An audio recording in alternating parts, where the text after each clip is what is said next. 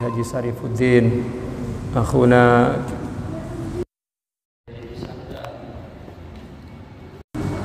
asatiza ahbab minal ikhwan wal akhawat yang berbahagia. Alhamdulillah pada malam ini kita dapat menyambung kajian kita Al-Hikam lil Imam Ibn Athaillah Sakandari.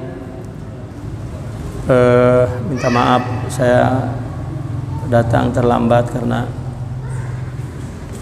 di jalanan tadi jam, macet. Kalau tidak ganti pilot mungkin jam 9 baru sampai.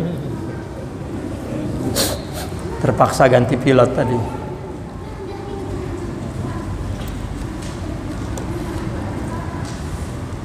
Bismillahirrahmanirrahim. Qala radhiyallahu anhu muallif hadza kitab Al-Hikam Al-Arif billah syaikhi masyayikhina wa musalsalatina Sayyiduna Al-Imam Ibn Athaillah Sakandari radhiyallahu anhu ardah wa rahmatullahi alaihi wa nafa'ana bihi wa bi ulumihi wa anwarihi wa asrarihi fid dunya wal akhirah amin ya rabbal alamin. Al mu'min idza mudiha astahya min Allah an yusna alaihi biwasfin la yashhaduhu min nafsih. Seorang mukmin adalah mukmin yang hakiki. Kalau kitab yang ini halaman 124 ya, kitab yang sama dengan saya ini 124. Qala radhiyallahu, ya yang halamannya 124, nomor hikmahnya 143. Al-mu'min iza mudiha istahya min Allah Ta'ala an yusna alaihi biwasfin la yashhaduhu min nafsih. Seorang mukmin yang hakiki jika dipuji dia malu kepada Allah ya, dia malu kepada Allah an yusna alaihi untuk dipuji ya. Dia kalau dipuji malu.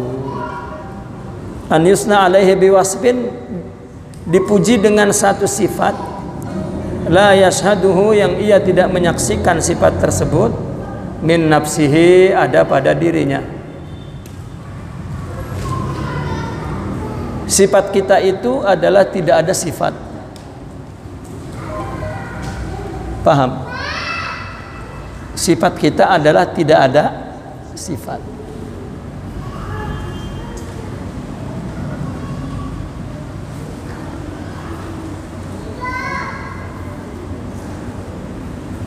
Fadhal. Fadhal habibi qudam.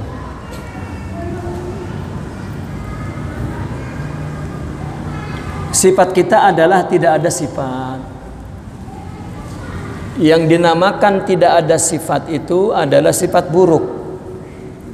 Karena buruk adalah lawan dari baik. Dan sifat baik itu sifat Allah. Biyadihil khair. Jadi ketika tidak ada sifat baik, maka dinamakan buruk. Buruk itu adalah tidak ada sifat baik. Seperti kita kalau mengaku secara independen, kita ini tidak ada ya, kalau kita mengaku ada secara independen, maka tidak ada. Karena yang punya sifat ada itu hanya Allah. Diri kita ini jelmaan sifat. Sifat adalah abstrak. Kenapa ada? Karena sifat yang abstrak itu disinari oleh sifat ada. Maka yang membuat ada adalah sifat ada. Maka kita Kalau ada pun itu surah ada Allah, bukan ada kita. Kalau kita seperti kita bayangan, kita dengan bayangan. Bayangan itu ada kita, bukan ada dia. Dia tidak ada secara independen. Bayangan tidak ada secara independen. Karena kita ada, maka bayangan itu menjadi ada. Maka sifat ada adalah sifat saya, bukan sifat bayangan. Gitu. Seorang yang telah menyaksikan Allah, maka dia menyaksikan Allah ada, nur dan baik. Maka dia Al-Quran yang baik dari Allah, yang buruk dari kita. Tetapi bukan baik itu milik kita, ciptaan Allah. Tetapi bukan berarti buruk itu ada. Ya, buruk itu tidak ada, dan tidak ada itu juga ciptaan Allah. Qul kullun min indillah. Akhirnya begitu. Katakan ciptaan itu semua dari Allah.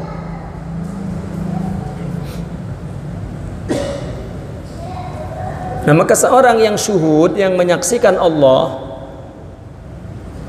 ya, ketika dia mempunyai sifat baik, dia menyaksikan bahwa itu adalah tajalli Allah, anugerah Allah, dan dia tidak akan mengaku selama-lamanya. Malu kalau ngaku juga, lah bukan punya gue diaku, kan gitu. Coba kita dititipin mobil, diaku punya kita, malu nggak? Lah malu bener. Sama orang yang kagak tahu mah kita ngaku. Lu mobil banyak apa? Sampai 2. Loh gua. Gitu. Pas datang yang punya diambil. Untung nggak depan orang yang kita ngaku ya. Gitu. Kenapa kita ngaku itu punya kita? Karena kita jauh dari yang punya. Kalau yang punyanya di samping kita mah orang boro-boro ngaku. Ngempet gitu. Allah dekat. Iya. Ya Allah. Bang, ini mobilnya, het deh apa bahaya katanya gitu. Kok segala mobil dari mana sih bang? Ya Allah. Iya. Rumah kayak gak punya, apalagi mobil kan gitu. Bini kayak atu-atunya orang kan udah. Nah, orang jika syuhud Allah, maka dia tidak ngaku baik, karena baik itu punya Allah. Ya. Baik itu seperti ada, dan ada itu sifat Allah, bukan sifat kita.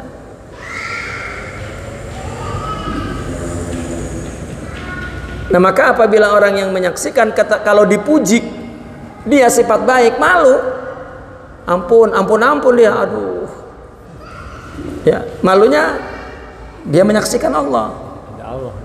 Bahkan lebih dari itu, Allah nyindir ini kan gitu, nguji. Allah make orang itu nguji kita. Ini bocah lupa nggak menyempunya nih kan gitu.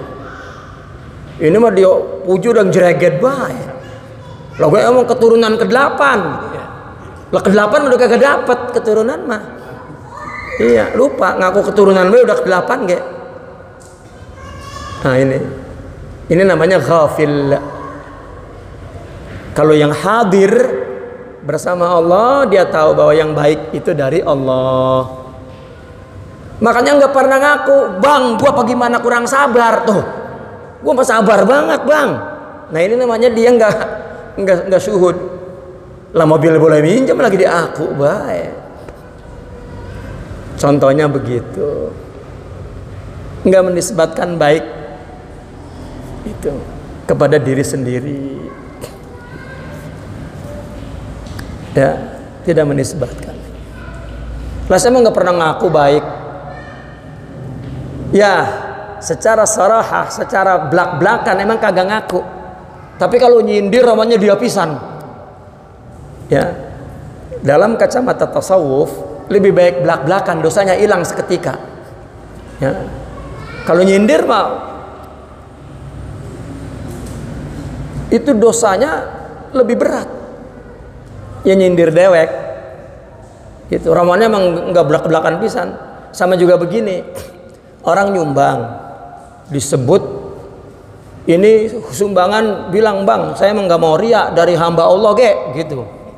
Pakai nyebut nama segala ria itu mah disebutin 200.000 Bapak Ahmad gitu. Ya timbang 200.000 kayak pakai disebut namanya. 6 juta hamba Allah gua tuh. Nah kayak begitu. Pakai hamba Allah, lu mah pakai disebut namanya, kayak begitu. Ya, kata dia mah dia udah sembunyi banget gitu. Nah, jangan kayak kancing, sembunyi makin kelihatan. Ya, itu dosanya 2 kali lipat tuh daripada belak-belakan. Ya.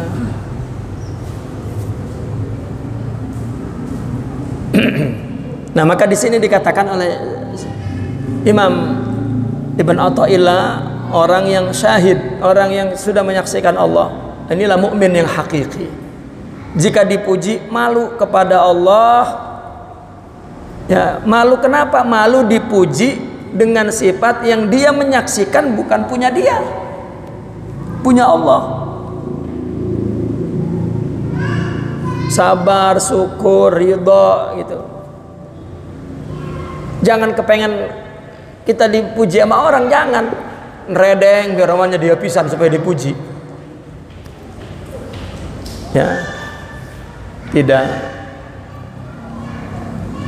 Karena mengakui sesuatu yang bukan miliknya lebih berdosa. Ya. Kalau juga dia melihat sifat baik, dia melihatnya itu anugerah dari Allah. Dan dia tidak menyaksikan sifat terpuji itu adalah sifat dirinya yang patut dipuji. Ini mau kita kalau nggak muji musuh. Ya kalau nggak dipuji musuh, kalau muji itu teman. Makanya nasihat dari Sidi Imam Al-Haddad, jika ada orang memujimu dengan sifat yang kamu kagak milikin, nanti Allah datengin orang yang mencelamu juga dengan sifat yang kamu tidak miliki.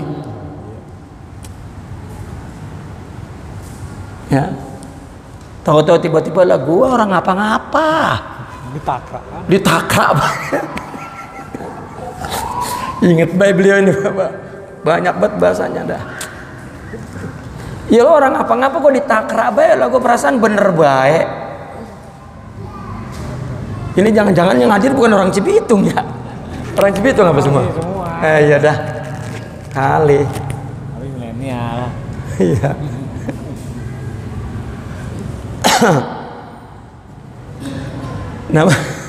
Nah maka seorang yang mukmin yang hakiki, yang telah menyaksikan bahwa kebaikan yang ada pada dirinya itu adalah dari Allah, itu kalau dipuji dia malu, dia menyaksikan itu adalah dari Allah. Maka jika orang memuji dia, menyebut kebaikan-kebaikannya, dia malu. Malunya apa? Malunya malu ta'zim wa ijlal kepada Allah. Itu. Kenapa ya Allah? Padahal masih sifat dari Engkau. Ngapa pakai Engkau bikin orang muji saya? Makin agung baik jadinya Allah di mata dia. Dia makin gepeng jadinya, makin kecil, udah makin hilang. Ya. Itu sebab Nabi itu mukanya merah kalau dipuji dengan orang yang tidak tahu kalau sifat baik itu sifat Allah. Makanya orang terjebak kepada takdis, kepada para gurunya. Dia mengira sifat dia. Makanya ketika gurunya mati nggak mau ganti guru. Soalnya apa? Ini wali mah udah nggak ada lagi. Ini dia tidak menyembah Allah karena sifat baik itu sifat Allah. Tubuh yang bernama si fulan itu kotak. Yang meniupkan kebaikan itu Allah. Tubuh ini mati, Allah tiupin ke tubuh lain lagi. Nah itu. Maka Nabi merah mukanya malu, bahkan Nabi tidak suka dipuji oleh orang yang tidak tahu, tidak menyaksikan bahwa sifat baik itu sifat Allah. Maka ketika Sidna Abu Bakar memuji, Nabi menyuruh Ya, ucapin dah dengan kata-kata apa ge, silahkan. Maka orang sufi menggubah qasidah-qasidah memuji Nabi.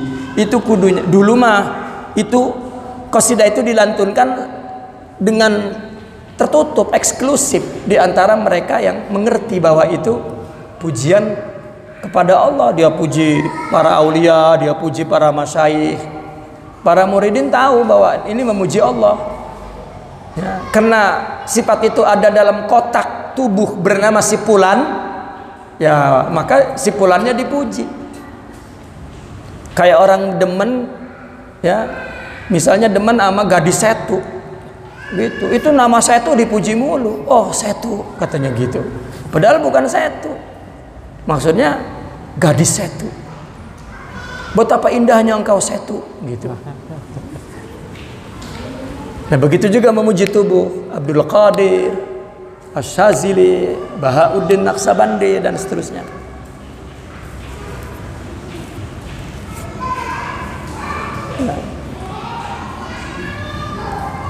Nah, demikian halnya seorang yang syuhud tadi itu, ketika orang makin banyak dipuji, dia makin mengutuk dirinya, gitu. Ketika dia makin mengagungkan Allah, kenapa? Karena orang-orang memuji dia dengan sifat yang sebenarnya bukan punya dia, maka dia semakin semakin marah, semakin mengontrol nafsunya, merendahkan dirinya agar nafsunya itu tidak mengaku. Kenapa dia mesti marah? Karena nafsu mau ngaku baik. Ya. Maka ada kisah, kita nggak jauh-jauh ke zaman ratusan tahun lalu. Di Mesir ada tokoh bernama Syekhuna Al-Imam Asy-Sya'rani. Dia pernah diundang oleh pakar berbagai bidang, ya, bidang psikologi, sosiologi, bidang kedokteran, bidang fisika, bidang semua, karena ingin mengetes apakah betul semua ilmu pengetahuan itu ada dalilnya dalam Al-Quran, dan apakah betul Imam Syarawi itu ahli tafsir. Diundang, disidang oleh para profesor. Lalu ditanya, menanyakan dalil Al-Quran dari bidang masing-masing. Al-Imam Asy-Syara'i menjawab dengan talaqah. Apa dengan talaqah? Itu dengan cetak, dengan fasih, dengan lancar, dengan terang benderang, sampai seluruh pakar itu kagum. Begitu selesai acara, saking kagumnya itu, para dosen ketika Syekh Syarawi itu masuk ke mobil, di dalamnya ada 3 orang, beliau, anaknya, dan supirnya. Itu mobil diangkat sama orang, diangkat karena ada di halaman kampus, diangkat sampai ke jalan. Orang Mesir itu ya gede-gede, mobil sedan segitu mah tinggal ngangkat 4 orang jadi. Diangkat, ditaruh di situ sebagai penghormatan. Nah, Imam Syarawi merasa dihormati, dia perang dengan dirinya. Dia yahtakir nafsah, yamqutu binafsi. Dia marah dirinya tuh. Rupanya nggak berhasil. Dia minta berhenti di sebuah masjid. Ya, berhenti dulu di masjid bentaran. Kata supirnya, sama anaknya mau sholat kali, sujud syukur kali, menang ngelawan puluhan profesor. Rupanya dia bukan bersyukur tapi perang dengan nafsunya. Ngapain ke masjid? Nggak sholat pisan, masuk ke WC, jubahnya sama sorbannya ya dibuka, ditaruh ke lubang, kloset, tempat buang air besar. Ini yang buat kamu sombong, ini ya, sambil memukul dirinya, menangis. Ya. Lah, kita mah karena nggak ngelihat apa ya, nggak memiliki sifat mulia, jadi nggak tahu seberapa bahaya nafsu. Kita mah udah bangga dengan nafsu itu lah, makanya lah ngapain begitu, kebangetan nah itu.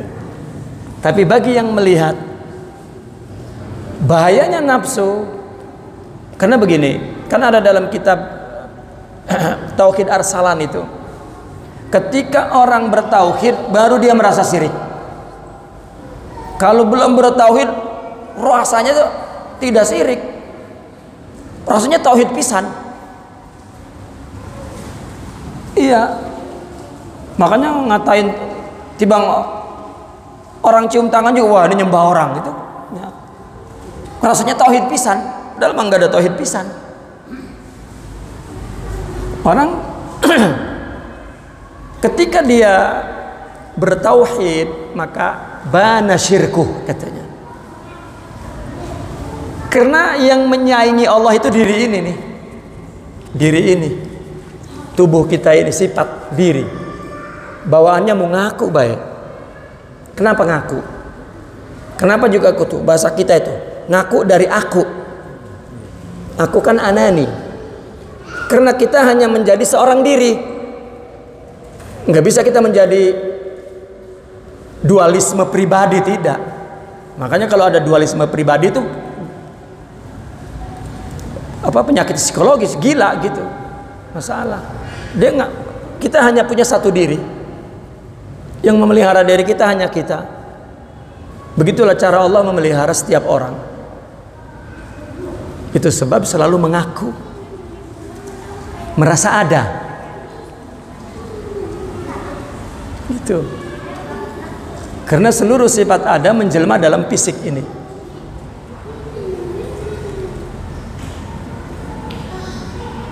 Nah maka hidup ini hanya perang kepada diri sendiri.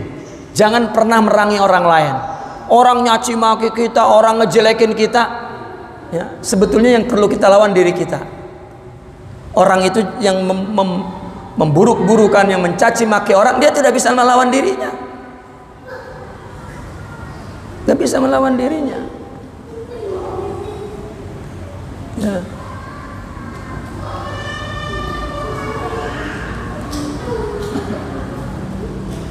Secara jujur, kalau saya ditanya kenapa, ya katakanlah kelihatannya betul-betul digigit dengan geraham oleh saya itu tasawuf. Apa sih sebetulnya yang paling indah didapatkan? Tasawuf mengajarkan saya untuk tidak melihat ada orang buruk. Ya. Buruk itu adalah karena tidak ada baik, dan baik itu milik Tuhan. Orang jika sudah diletakkan sebagai umat Nabi, selesai. Keburukan adalah ujian. Ya. Bahkan dikatakan lagi, kebaikan itu ujian. Keburukan memang identik dengan kita sebagai hamba. Itu sebab banyak manusia apabila terjebak kepada keburukan, dia lebih merasa rendah. Dan itulah sifat hamba yang sepatutnya.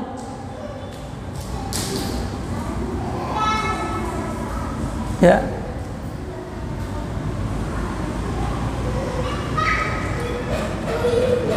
Seorang yang sudah melihat bahwasanya semua sifat mulia itu, semua sifat itu Allah yang memberikan, maka dia hanya punya satu musuh, ada aduwik nafsuka baina jambaik. Musuhmu yang sebenarnya dirimu.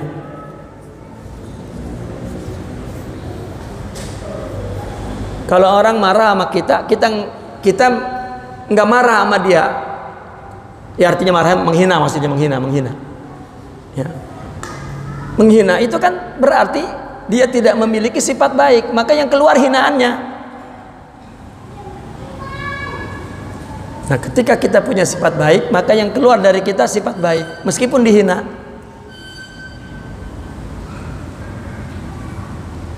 Itu.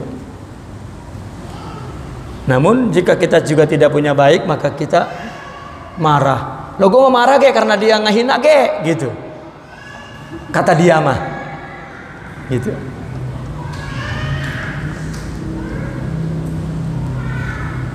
Coba baca sejarah Nabi. Nabi dihina, dicaci maki, balas? Tidak. Fa innahum Allahumma ighfir qaumi fa innahum la ya'lamun. Maafin apa orang kagak tahu gitu. Coba, agama itu menyuruh kita untuk memaafkan orang yang kagak tahu. Iya. Kagak tahu, kagak punya, kagak ada, ya maafin. Orang kagak punya duit bisa ngasih duit nggak? Orang punya duit bisa ngasih duit. Jika orang punya akhlak baik, ucapannya baik, perilakunya baik. Kalau nggak punya, apa yang dikasih? Ya, yang dikasih nggak punya. Itu. Nah, buruk itu adalah nggak punya baik. Makanya ngomongnya apa baik. Itu. Dan dia tidak pernah melihat bahwa ada kebaikan, maka perlu balasan dari orang yang baik dengan kebaikan, baru dia paham. Semua yang Islam di tangan Nabi karena melihat yang datang dari Nabi, kebaikan setelah dia melemparkan keburukan kepada Nabi. Baru ngatri. Tahu ngatri? Baru ngerti kebaikan, ya Allah. Orang yang sering kita katakan ya Allah baik banget, karena ada maslahatnya. Gitu.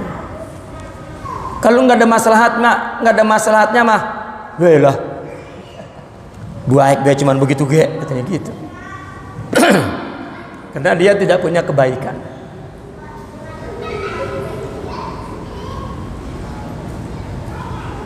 Itu yang pertama. Jadi seorang mukmin yang hakiki kalau dipuji teh, dia malu kepada Allah karena dia dipuji dengan sifat yang dia tahu, dia saksikan itu bukan sifat datang dari dia, tapi datang dari Allah.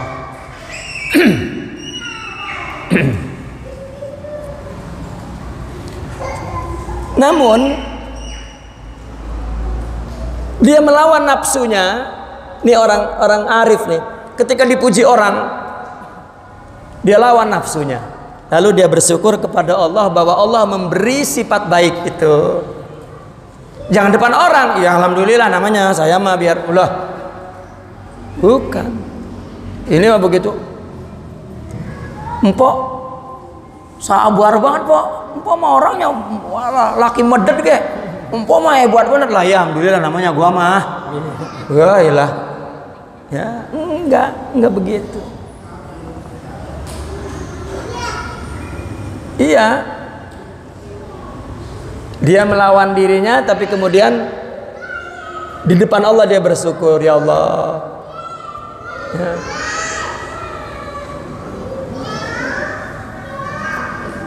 Kita bicarakan secara detail. Apakah dia gembira dipuji? Ya.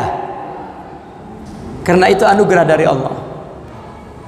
Tapi kegembiraan syukur, bukan kegembiraan takabur. Maka di depan orang dia tawadu tetap. Ya.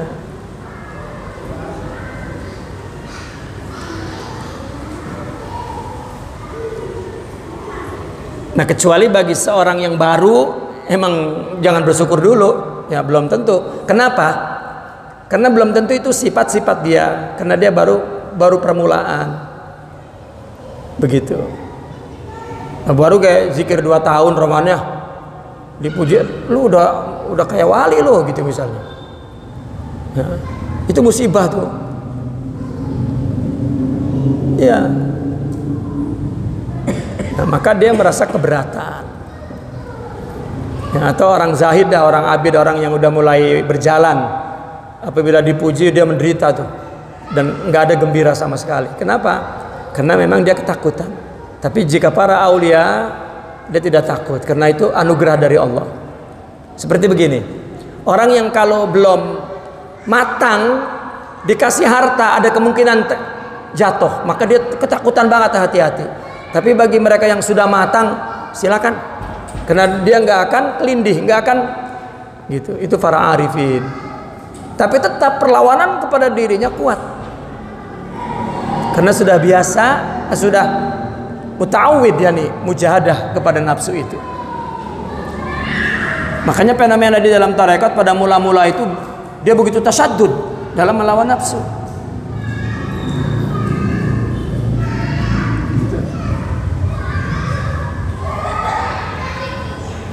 Wa qala radhiyallahu an ajhalun nasi man taraka yaqina ma indah li dhanni ma indan nas. Ini paling bodoh-bodohnya orang. Bodoh di sini bukan bodoh ilmu. Ini orang memang kebangetan banget, kagak taunya, kagak makrifatnya sama Allah. Ini pertanda bahwa dia orang kalau kata kita mah ajhalunas, kagak makrifat pisan dikit go gitu. Kan enakan bahasa kita kan ngertiinnya tuh. Nyangkrong. Ajhalunas, ini orang kagak makrifat pisan dikit ge. Orang yang mana nih? Orang yang membuang keyakinan apa yang ada pada dirinya. Yang paling tahu diri kita, kita. Pakai kagak ngelihat, kalau dia jelek kagak ngelihat, ngakunya bagus baik lah, itu kan kagak marifat pisan sama Allah. Ya. Dia meninggalkan keyakinan yang ada pada dirinya karena sangkaan apa yang ada di orang. Lidzanni ma indan nas. Dia di tengah-tengah orang dipuji. Ya Roma, kita ini ya ahbab sekalian, kita ini sama orang lain kagak bakal tahu itu orang benernya di hatinya sidik apa kadzib. Dia itu sebenarnya makrifat apa tidak kepada Allah, hudur tidak kepada Allah, orang tahu pisan. Karena itu batin, itu asrar, makanya disebut asrar. Itu soleh apa kagak? Biar katanya pakai jubah, pakai sorban, megang tasbih baik, tetap yang kalau kita nganggap baik itu sangka. Tapi kalau dia dengan dirinya, setiap kita dengan diri kita tahu banget kita ini siapa. Kena di tengah orang dia disangka baik, dia pakai romannya nggak ngedengerin apa, nggak mendengarkan pengetahuan diri dia kepada dirinya, pakai ngikutin sangkaan orang.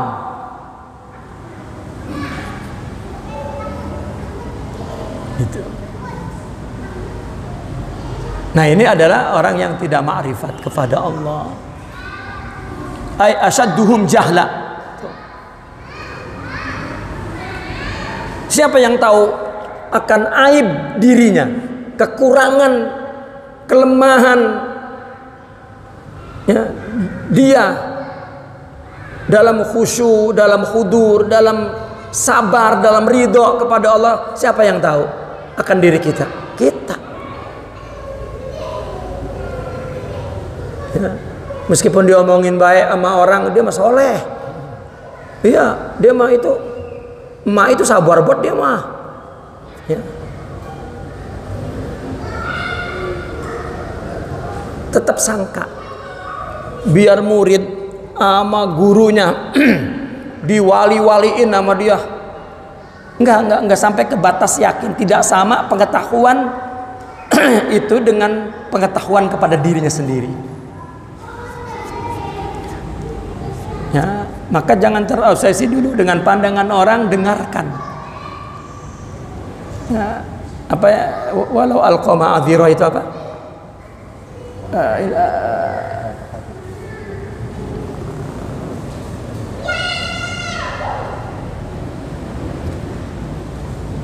Setiap orang tahu akan dirinya sendiri apa? Walau alqama adzira, apa itu? Allahumma shalli alaihi wasallam.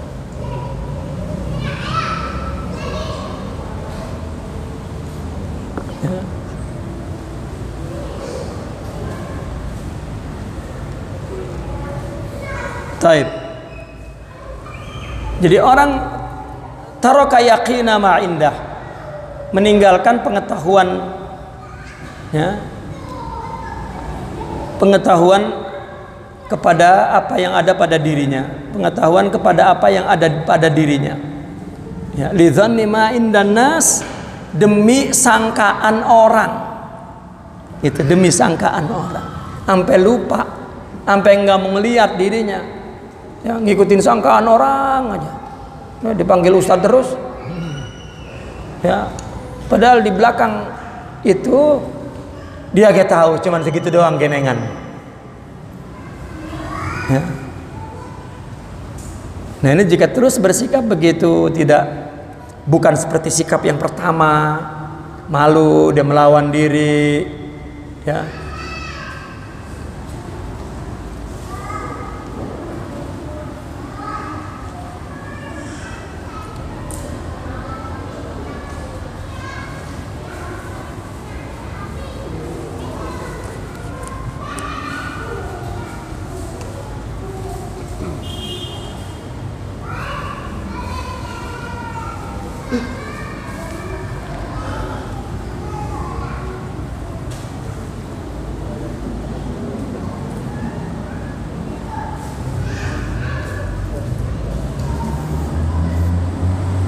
Jadi hikmah ini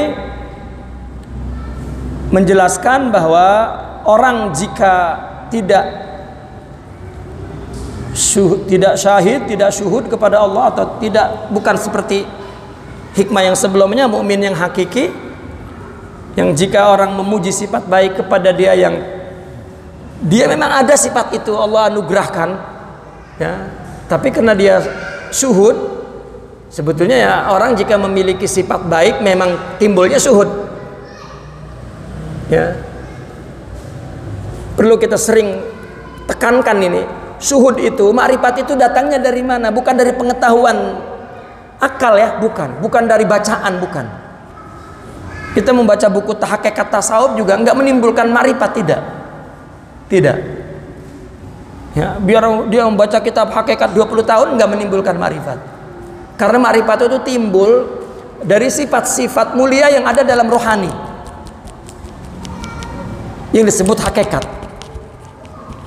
gitu. Yang disebut hakikat timbul dari sifat itu.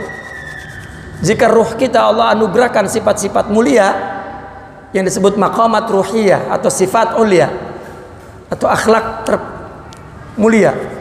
Nah, sifat itu cahaya itulah yang membuat mata batin dia, telinga batin dia cerdas, dapat mendengarkan suara Tuhan. Maka kata Imam Ibnu Arabi, orang yang tidak mendengar tidak boleh bicara. Ya, orang yang telinga batinnya tidak mendengar Allah, maka dia tidak boleh bicara tentang Allah. Ya. Kalau kita mah lagi ngaji kan dari kitab, itu. Saya kalau nggak pakai kitab nggak bisa, ya. Karena mereka para aulia yang tanpa kitab meluncur aja. Kita mau kudu pakai kitab. Namun, ya bifadlillah kita mendapatkan sanad pengetahuan ilmu hakikat ini dari para masyayikh.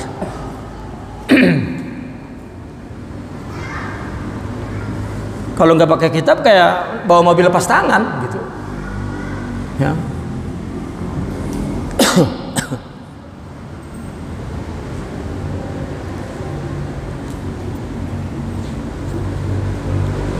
Nah, sifat mulia yang Allah berikan ke rohani itulah, ya, yang menimbulkan cahaya marifat, yang menembus kegelapan. Apa kegelapan itu? Wujud makhluk ini, ya, itu kegelapan. Ya, dia menembus ke belakang itu cahaya. Siapa yang menampilkan makhluk ini? Yaitu Allah. Dia melihat semua dari Allah. Itu namanya kasyaf. Bukan kasab nebak nasib orang. Ya, bukan. Begitu datang orang, di kantong lu ada duit. Lah ya ada baik di kantong mah. Ya. Sini buat gua. Yo. Ya. Rupanya ngeret itu supi. Ya. Tahu baik di kantong ada duit. Lah iyalah. Masa di dalam sepatu ada duit. Gitu. Saya tidak tahu duluan mana, apakah orang yang menganggap orang sufi tahu baik atau emang orang sufinya suka ngaku. Saya nggak tahu tuh duluan mana, itu tuh kayak telur sama ayam. Duluan telur atau duluan ayam? Nah itu. Maka kita potong yang mana dulu, apa ayamnya kita potong, apa telurnya kita pecahin. Ya. Jika mereka tahu itu tahu-tahu Allah, ya, maka saya umpamakan kan begini, orang syuhud itu menyaksikan Allah seperti orang menyaksikan bilangan. Maaf, saya tanya, saya hanya perlu antum menyebut saja jawabannya. Saya tahu jawabannya remeh-temeh. Ini berapa? 2, sebut aja 2. Ya, oke. Sekarang saya kasih berapa? Berapa? 3. Antum menyaksikan 3 apa menyaksikan 1? 3. 4 mana? Ini berapa? Ini berapa? Coba saya tekuk, ini berapa? Ini berapa? Ini 2 yang mana kan ini saya kasih tuh. Ente barusan bilang 1, saya kasih 1 masih 2. 2 mana 2? Nah, yang di otak kita 2, 3, 4, tapi yang di hati kita 1. Yang kita lihat orang, tapi hati kita lihat Allah. Pinter 1, Allah. Ya, makrifat Allah, berakhlak Allah. Cuman memang ada namanya 2, 3 itu ilusi, waham, makhluk. Begitulah orang syahid. Dia ngebaca Allah, apapun yang dia lihat tetap 1. 4 punya diri enggak? 4 punya diri enggak? 4 punya hakikat diri tidak? Loh kok iya? Kalau 1 punya diri, 4 enggak punya, ilusi. Tapi di otak kita 4, tapi di hati kita 1. Itulah khalqun ma'qulun wa haqqun mashhudun. Perangkat indera akal itu makhluk yang dilihat, tapi hati syuhud Allah. Maka enggak bakal mentakdiskan orang. Sebetulnya tasawuf mengajarkan begitu. Nah, ketika tasawuf tidak sampai kepada pelajaran itu, ya mulai yang disalahkan dari gurunya. Ngaku bae dia nyorangan. Ya, akhirnya muridnya juga jadi setan aku semua. Sampai saya punya keyakinan begini. Ya, jika seorang mursyid hadir di depan kita dan dia berbicara tentang berbagai ilmu, lalu yang tumbuh dari perasaan kita adalah dia hebat, itu bukan mursyid. Mursyid menghadirkan ke otak manusia yang hebat hanya Allah. Selesai, kita hamba. Kecuali pendengarnya memang udah sakit semua kali. Ya. Ngomong dikit, wah mantap bener ini wali. Ya lah, wali lagi. Allahu huwal wali. Ya. Tapi kenapa kita menghormati sangkarnya itu? Begitulah, karena Allah gaib mutlak, tidak dapat kita peluk. Ya, kayak kita demenan jauh, ada selampainya doang, kan? Ya, begitu demenan pulang, demenan datang mah, nah, gitu. Maka setiap mursyid mengantarkan muridnya kepada tauhid. Begitu sudah sampai di tauhid, apa kata mursyidnya? Hadza rabbuk, bye bye. Ya. Seorang mursyid, muridnya jadi wali, mungkin dianya kembali kafir. Semua jiwa di tangan Allah. Jangan bergantung kepada siapapun, kepada Allah wabas. Itu tasawuf. Ya, kalau tidak begitu itu taksawuf namanya.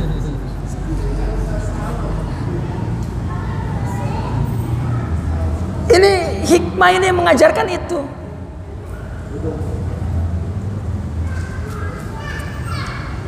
Saya melihat ada satu hal yang aib. Memang di dalam dunia tarekat, si murid ini tidak akan mendapat waris rohani yang ada pada jiwa gurunya kalau dia tidak percaya. Ya, bahkan seorang yang memang Allah ingin bagi rohani itu, maka Allah Allah buat dia melihat khususiat seseorang. Khususiat itu adalah tadi tuh isi rohani yang ada dalam diri orang tuh. Ya. Dia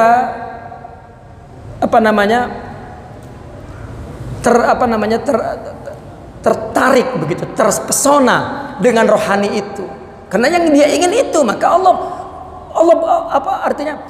bukakan pikirannya untuk jiwanya untuk melihat itu. Itu sebab anjuran orang masuk tarekat jangan untuk tujuan lain melainkan untuk Allah. Jika orang ingin Allah, maka Allah akan bukakan. Allah akan pertemukan dengan orang yang membawa kepada Allah. Kalau orang masuk tarekat pengen dukun, ketemu dukun pisan berbaju tarekat.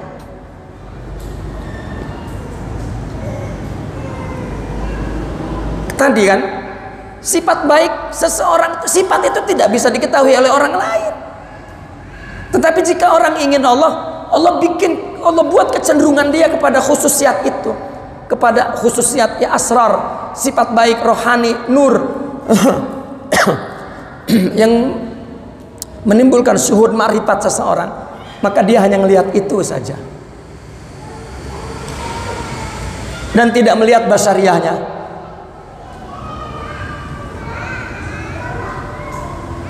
Ya. Nah ini maka ketika kurang saja kepercayaannya kepada guru, inqata'al madadu. Nah ini guru terkadang bikin ulah agar tetap ideal di mata gurunya, dia bikin yang aneh-aneh. Asal depan muridnya langsung kelenger. Ada apa? Wahyu turun. Waduh. Kenapa mengikat cinta itu dengan ikatan palsu? Itu juga salah satu pendidikan buruk kepada jiwa manusia. Tidak dididik sidik. Sedangkan tasawuf pertama kali yang mesti dihadirkan di depan antara hubungan dia dengan gurunya sidik, wal ikhlas, wal wafa, wal mahabbah. Jika tidak. Orang yang otaknya materialistik memandang bahwa hubungan yang setia dan penuh cinta dengan guru itu dianggap memuji jasadnya. La. Kita tidak diajarkan begitu. Bahkan ketika orang syuhud, semua orang bagi dia kekasih, karena yang bikin adalah Allah, penciptanya adalah Allah.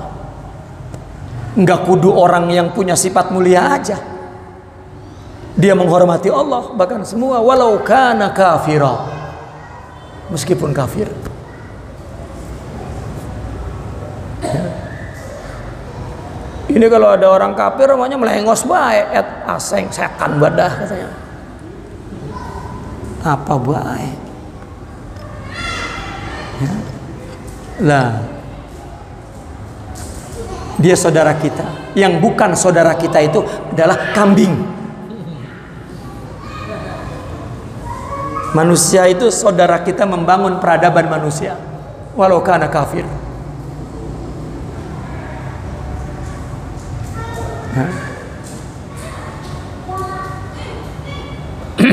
Taib. Wa qala radhiyallahu anhu, "Idza atlaqa as-sanaa'a 'alaika wa lasta bi ahli, fasni 'alaihi bima huwa lahu ahlu." Allah. Jika atlaqas sanaa, jika diucapkan pujian kepadamu dan kamu bukan pemilik pujian itu, ya, kamu bukan orang yang patut untuk dipuji. Ya. Alasannya kenapa? Karena memang sifat itu tidak ada. Atau apa? Atau memang dia masih punya sifat buruk, maka tidak patut dipuji. Kalau juga dia punya sifat baik, itu adalah karunia Allah. Ya. Atau sebenarnya orang muji kita itu yang kita tahu kalau itu bukan sifat kita, berarti Allah tutupin. Nutupinnya Nutupinnya dengan apa? Karena kamu bos, itu pekerja. Allah tutupin tuh bahwa pekerja itu perlu banget sama bos, dipuji ge. Padahal jelek banget kelakuannya tuh si bos. Atau dia demen anaknya, kan banyak. Atau dia ada maslahat, ya banyak. Allah tutupin. Iya, ketika orang muji sifat-sifat yang cakep, kita nggak punya itu. Itu bocah gila kali ya lah, gue kagak punya sifat itu. Abang mah sabar banget, buset. Di mana sabar? Tiap hari gue ngamuk di rumah sama bini. Ya, sabar. Ya, atau orang muji, empo mah sabar banget, Pok. Empo mah romannya mulutnya keluar madu baik. Padahal kalau di rumah keluar racun. Ya, kan dia yang tahu tuh. Gitu. Ya, dia yang tahu bahwa dia memang bukan orang pemilik sifat itu. Dia memang nggak punya atau masih ada sifat buruk. Nah, fasni alaihi bima huwa lahu ahlu. Maka adabnya, ya, pujilah Allah, pujilah ke atasnya bima huwa lahu ahlu, yang sifat itu adalah ada pada ahlinya.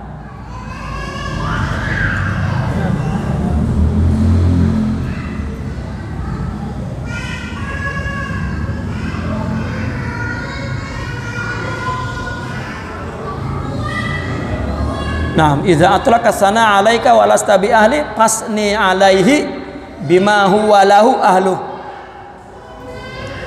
Ya. Pujilah kepada yang memiliki sifat itu, yaitu Allah, sebagai tanda syukur kepada nikmat ke Allah. Nikmat apa? Nikmat ditutup. Ya Allah, terima kasih buat Allah, orang kagak tahu saya. Ya, saya romannya dikatain, jangan dia lagi demam dipuji, demam, wah lah demam.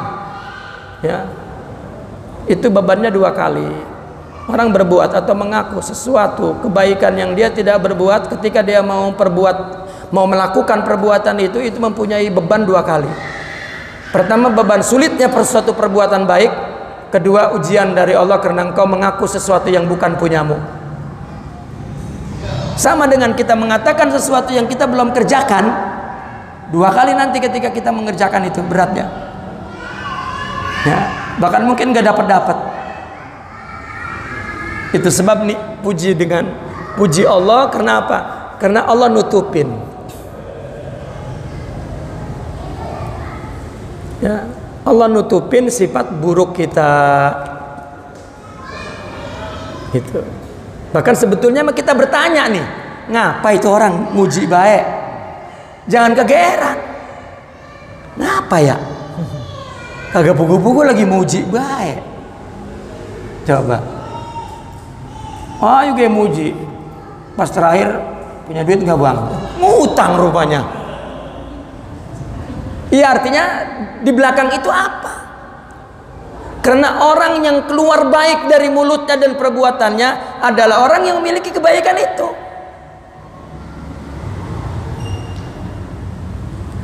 Maka dulu saya terkejut ketika mula-mula ya kita masuk ke dalam tarekat itu sering diberikan nasihat, jika orang mencelamu, memburukimu, itu sebetulnya keburukan yang itu ada pada kamu. Mereka adalah cermin saja.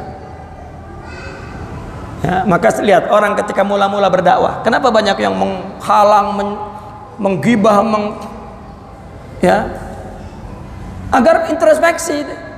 Allah hadirkan cerminnya itu.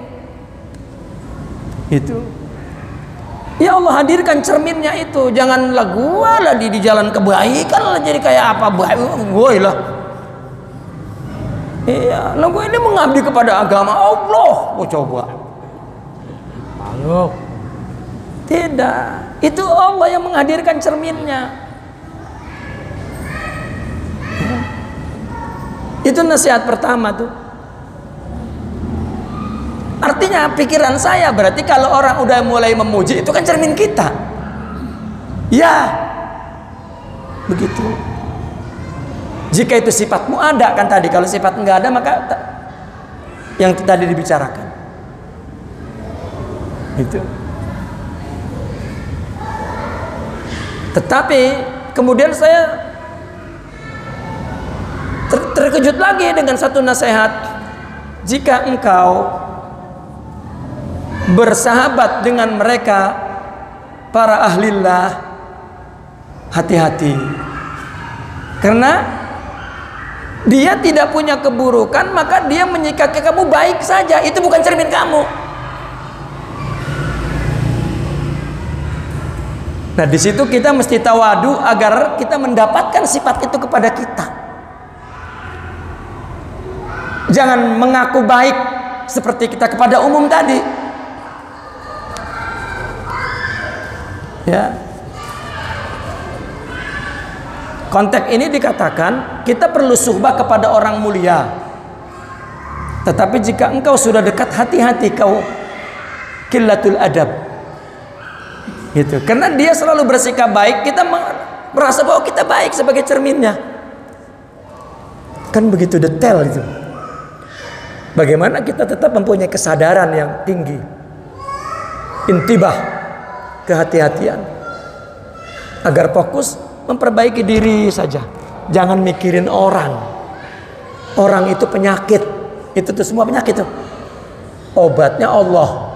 Sudah.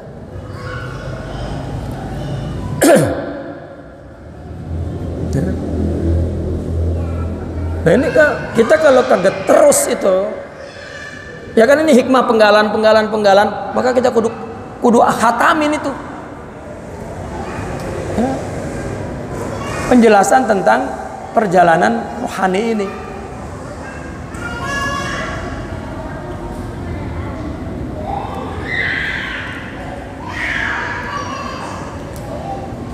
Allah. Kita kita muji Allah ketika orang memuji kita dengan sifat yang kita kagak punya, kita memuji Allah. Kenapa? Karena Allah menutupi sifat buruk kita. Yang kedua, karena Allah menggerakkan lidah mereka untuk memuji kita. Meskipun kita bukan ahlinya ya. Ya meskipun kita bukan ahlinya dipanggil ahlinya baik. Wah dia mah supi gitu. Supi dia mah gitu. Siapa yang tahu? Ya. Maka jangan terpedaya dengan pujian orang lain. Karena orang memuji satu, ada maslahat di belakangnya. Yang kedua, itu adalah ungkapan kebaikan yang ada dalam dirinya. Jangan GR dulu, jangan kita ngaku baik-baik. Kalau kita tidak ada sifat itu, ya, kalau ada mah nggak perlu dinasihatin. Nanti Allah yang bimbing, karena sifat itu sifat Allah. Sifat itu juga udah include dengan inayah Allah. Makanya orang sufi memanggil akhlak mulia itu inayah, perlindungan sudah. Ya. Di dalam sifat mulia itu sudah ada chip pemeliharaan Allah kepada dia untuk terpedaya dengan sifat baik yang Allah berikan itu. Nah cuman yang bahaya ini yang kagak punya sifat, dia tahu dalilnya ya, bahkan orang melakukan kebaikan memang untuk ngedapetin pujian. Puji apa gue ya dia lupa ya. Bahkan bikin orang 3 orang 4, ntar kalau puji gua, puji. Ya kan ada kiai setan kan, settingan setan gitu. Ya kan, di set misalnya nih saya kawan berempat akrab nih. Tak ada orang banyak, wah lu nyembah sama gua. Kalau gua dapat berkat gua bagi lo, gua bagi rata gitu. Itu kiai setan namanya itu. Settingan udah di set dulu tuh. Itu ada pak. Dunia. Iya. Kadang-kadang sama bini di setel, mantu di setel. Ya. Jangan mendustakan Allah. Makanya wali mah di depan orang kayak diomelin sama bini. Orang ngomong lah. Ini di depan wali mulu nih. Ya, ustadz semua diomelin mulu, bininya lah kan wali udah tinggi. Apalagi yang belakang udah tinggi. Namanya orang wadon.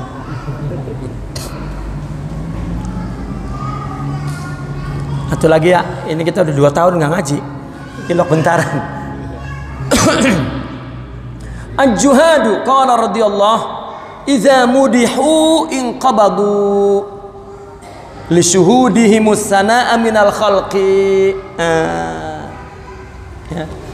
Ahli zuhud kalau dipuji hatinya sempit, sedih, udah bagus banget itu.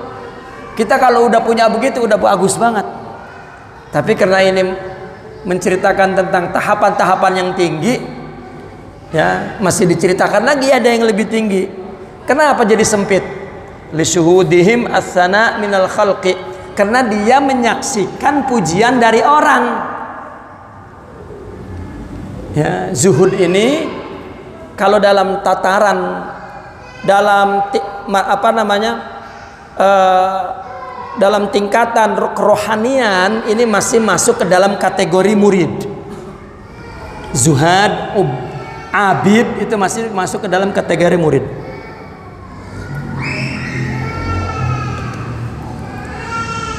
Kan murid itu dibagi 2 kelas. Kelas yang pertama ini yang rendah, ya masih pengkolektif amal, ya, untuk mendapatkan pahala nih. Pahala ini masih lil jannah. Yang tahap kedua baru mulai ningkat lillah. Yang lil jannah ini adalah sedang berusaha mendapatkan 4 sifat. Pertama sifat khidmah, kedua sifat faqr, ketiga sifat ibadah, terakhir sifat zuhud. Itu. Apabila ini lulus, maka dia naik ke murid tingkat kedua ini, ya lillah sudah. Apa? Dia sedang menyempurnakan sifat ikhlas. Maka di sini disebut malamati. Ya, malamati bukan kutub. Malamati itu masih sufi tingkat rendah. Nah di sini disebut mutasawwif. Ya. Ini teori ya, jangan ingin dilihat secara materialnya di nyata, bukan. Ini hanya sekedar penjelasan secara ilmiah gitu. Maka ini mutasawwif, ini belum disebut mutasawwif, belum bertasawuf, ini masih disebut muqaddimah. Ya. Ketika mutasawwif, ketika dia mulai membetulkan hidup ini untuk Allah, itu tasawuf. Maka tasawwufu ahadin ala qadris sidqi tawajjuhi ilallah. Ya, maka ikhlas ini dia baru mulai bertasawuf. Maka apabila dia sudah lulus, maka dia mempunyai kesempatan untuk menjadi sufi lebih terang, lebih jelas. Begitu, meskipun posisinya masih masih proses begitu, belum kamil. Ya.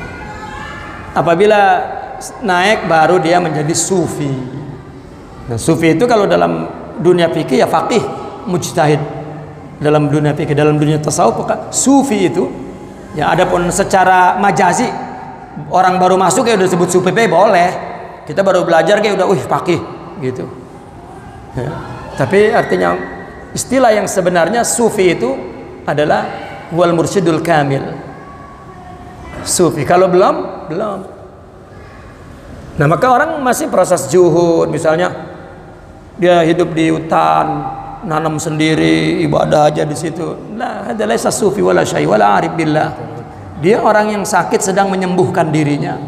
Jauh dari orang. Lah haram. Orang jika kamil mesti turun dan hidup tidur bersama orang.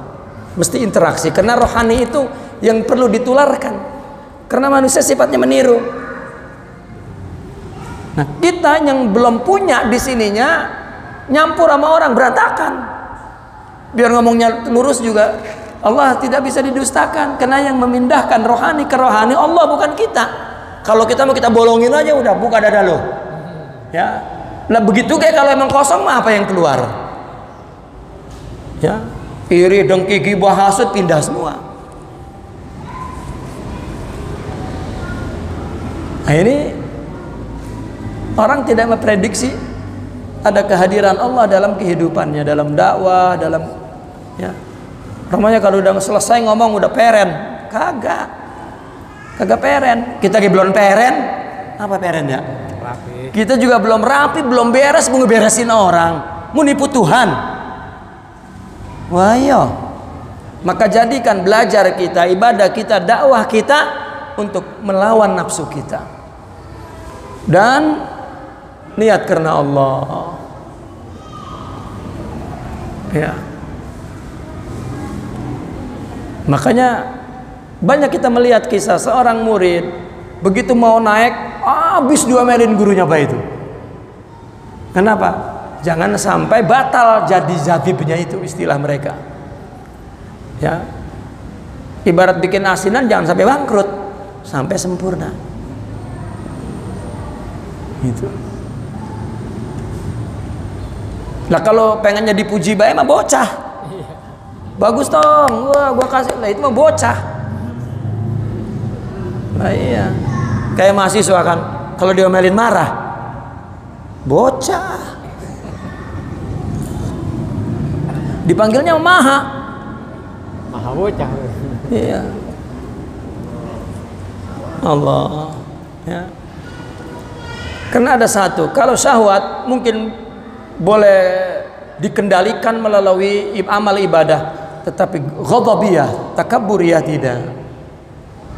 Ya, mesti dikendalikan oleh wujudus syaikh. Keangkuhan, kesombongan itu hancur biwujudi syaikh. Ya.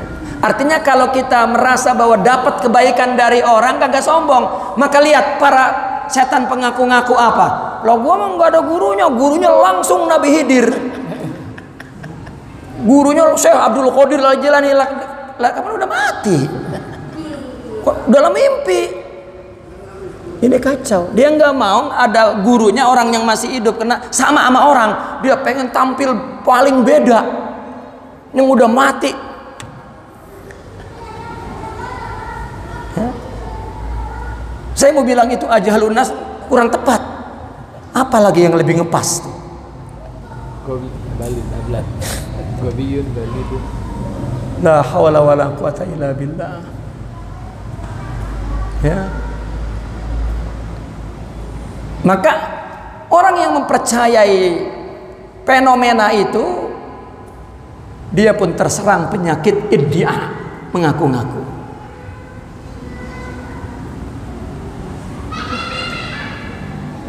Ya, itu disinilah perkataan ini pasnya. Man laisa lahu syaikh, di situ urusan ma'rifat syaikh. Ya, saya pernah mengatakan begini, ini sebenarnya yang sebenarnya. Nah lo, ya, karena terkadang ulama jika ngomong di depan umum baru satu sebenarnya, sebetulnya ada yang lebih sebenarnya lagi. Saya nggak tahu bagaimana mengungkapinnya, pokoknya begitu dah, yang penting paham. Orang ketika ingin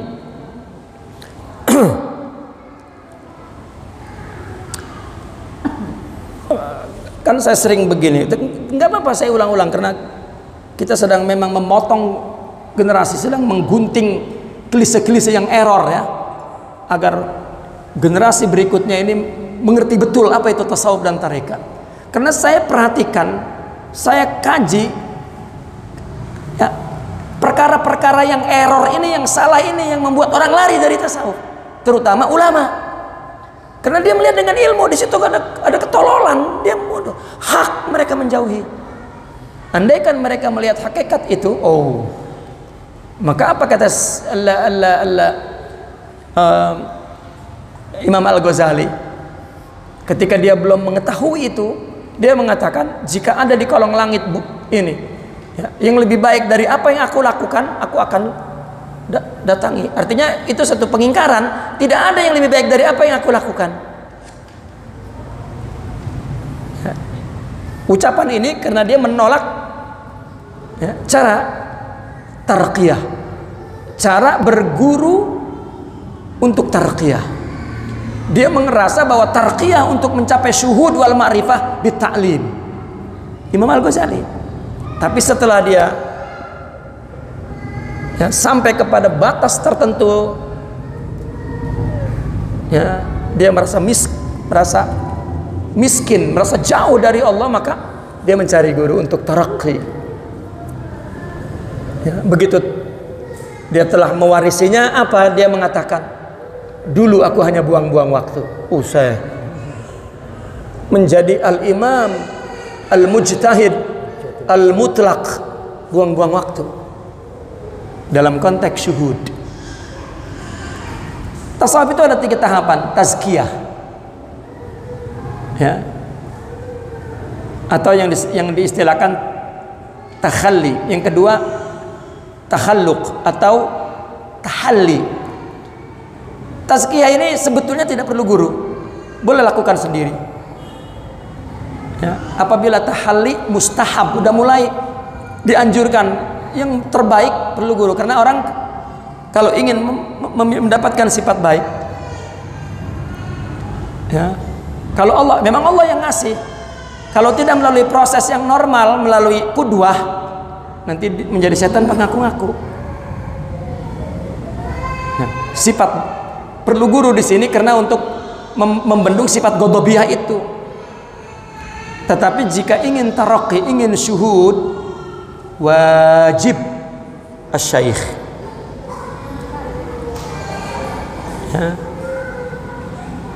Nah, orang berbicara tentang ma'rifat apa, tidak ada syaikh, maka banyak salahnya daripada benarnya. Itu sebab Imam Ibnu Arabi mengatakan, hanya yang boleh bicara bagi mereka yang mendengar.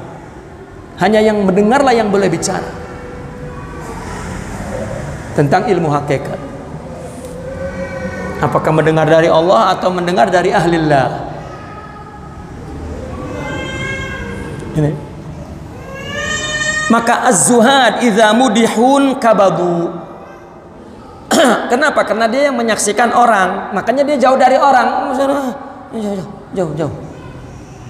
Kalau juga dimintai nasihat oleh orang, Pak, bagaimana sih saya begini, udah jauh dari orang, jauh dari orang. Saya ini dagang, kadang-kadang ini udah jangan dagang, udah naik ke gunung ngumpet di guha. Ini saya bagaimana? Karena saya jadi parlemen, makanya jadi parlemen, fitnah. Udah, ini orang zuhad begini nasihatnya. Orang mau dibikin kayak dia semua. Gitu. Wal arifuna idza mudihu imbasatu li syuhudihim dzalika minal malikil haq. Tapi orang arif ketika dipuji, dia merasa lapang, merasa girang, karena dia menyaksikan itu dari Allah jiwanya. Tapi sisi perlawanan nafsu memang setiap hari, kita lupa aja sama nafsu, kecolongan. Namun ketika Allah telah berikan inayah, maka akhirnya mereka mengatakan begini, yang dapat mengalahkan nafsu hanya Allah. Sudah, bukan Allah lawan nafsu, bukan, tetapi sifat-sifat yang Allah anugerahkan ke dalam rohani, itulah benteng pertahanan. Makanya apa kata Rasulullah? La ilaha illallah hisni, katanya. Tauhid itu didapatkan apabila ruhaninya, iman, hakikat imannya penuh, baru tauhid. Itu benteng. Man dakhala hisni, barang siapa yang masuk ke bentengku, aman dari siksaku. Dosa aja diampun. Itu. Kita mah jangankan dosa diampun, taat enggak khusyuk kan, enggak suhud. Udah gitu ngaku pisan lagi. Ya. Maka itulah makom kita di situ. Ribut mulu. Urusan 0102. Urusan apa lagi tuh? Ya, urusan cetek-cetek. Ya. Saya mau ngomong doang, nanti lagi ngomong nggak apa-apa, ngomong mah. Ini mah ribut.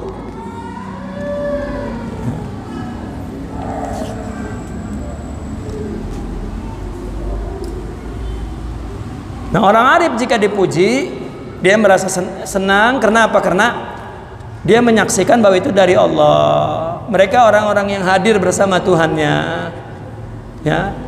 Dan dia tidak menyaksikan yang lain. Makanya Nabi itu membolehkan Sidna Abu Bakar memuji Rasulullah. Dan itu sebab para aulia, para sufiin membuat puji-pujian Rasulullah. Bagi dia itu adalah id, ya. Id. Kalau kita makan hari rayanya, idnya kan 2 kali ya. Tanggal 1 Syawal sama tanggal 10 Haji. Tapi mereka para aulia kulla daqiqah id. Ya. Karena id itu adalah fihi jam'un katanya. Di situ orang pada kumpul. Ya. Orang sufi mengartikan fihi jam'un. Fihi jam'un la farqun katanya. Karena di situ dia syuhudul haq bila khalqin. Karena jamak menurut mereka menyaksikan Allah kagak ada makhluk pisan. Ya, kita mah jamak farak jamak. Jadi farqul fawariq. Kalau mereka farqul jawami wa jam'ul jawami. Ya. Naqifuna walhamdulillah al-Fatihah.